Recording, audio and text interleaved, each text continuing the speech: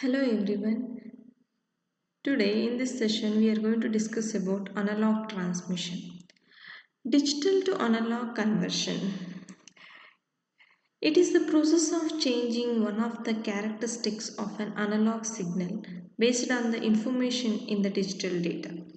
Modulation is needed if the medium is band pass in nature or if only a band pass channel is available to us.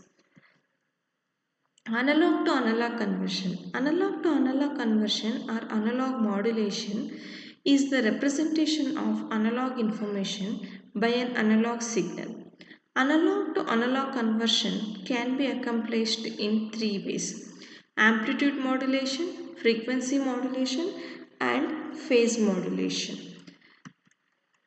First one, amplitude modulation. In AM transmission, that is amplitude modulation transmission, the carrier signal is modulated so that its amplitude varies with the changing amplitudes of the modulating signal.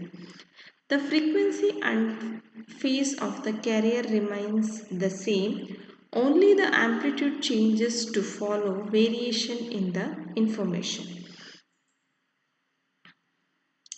Frequency modulation.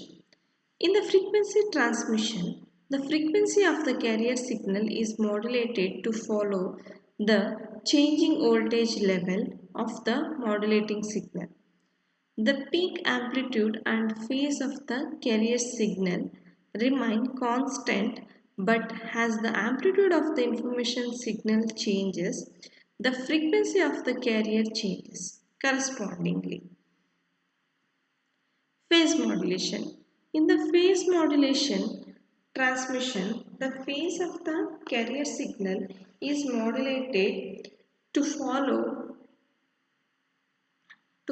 changing voltage level, that is amplitude of the modulating signal. The peak amplitude and the frequency of the carrier signal remain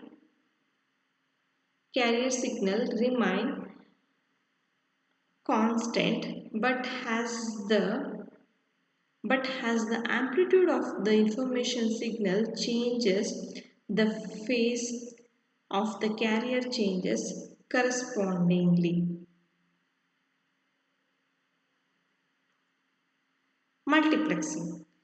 Multiplexing is the set of techniques that allows the simultaneous transmission of the multiple signals across a single data link. The line on the left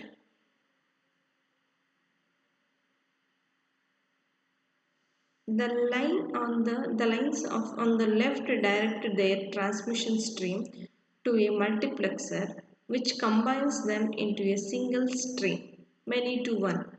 At the receiving end, that stream is fed into a demultiplexer which separates the stream back into its component transmission one to many and directs them to their corresponding lines.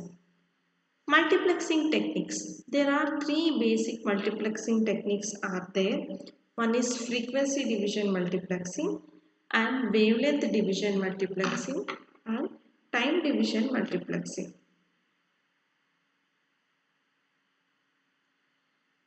First two are the techniques designed for analog signal and the third one is for the digital signal.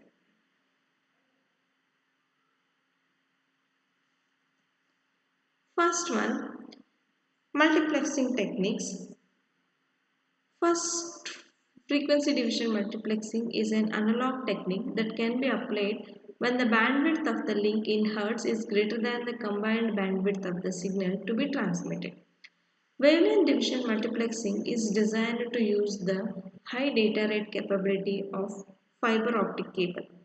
Time division multiplexing is a digital process that allows several connections to share the high bandwidth of a link instead of sharing a portion of the bandwidth as in FDM. Time is shared. Once again, we'll revise the things. analog transmission, on digital to analog to analog conversion, amplitude modulation, frequency modulation, phase modulation, multiplexing. In the frequency division multiplexing, the in the frequency division multiplexing, signals generated by each sending device modulate different carrier frequencies. These modulated signals are then combined into a single composite signal that can be transported by the link. Carrier frequencies are separated by sufficient bandwidth to accommodate the modulated signal. These bandwidth ranges are the channels through which the various signals travel. Channels can be separated by strips of unused bandwidth bands to prevent signals from overlapping. In addition, carrier frequencies may not interfere with the original data frequencies. So in this multiplexing process, each source generates a signal and which is similar frequency range inside the multiplexer. These similar signals modulate different carrier frequencies. The resulting modulated signals are then combined into single composite signals, and that is sent out over a media link that has enough bandwidth to accommodate it. And we have demultiplexing process also. The demultiplexer uses a series of filters to decompose the multiplexed signal into its constituent component signal. The individual signals are then passed to the demodulator that separates them from the carriers and passes them to the output line. In the wavelength division multiplexing, what happened? The optical fiber rate is higher than the data rate of the metallic transmission cable. Using fiber optic cable for single line waste the available bandwidth. Multiplexing allows us to combine several lines into one.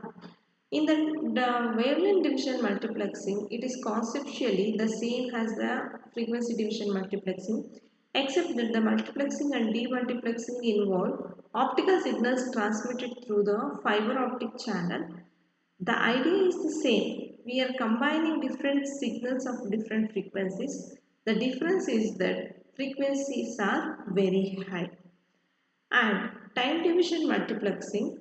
In the time division multiplexing, it is shared portion of the bandwidth as in the FDM. Time is shared here. Each connection occupies a portion of time in the link. That is a time division multiplexing. This is about this session. Thank you.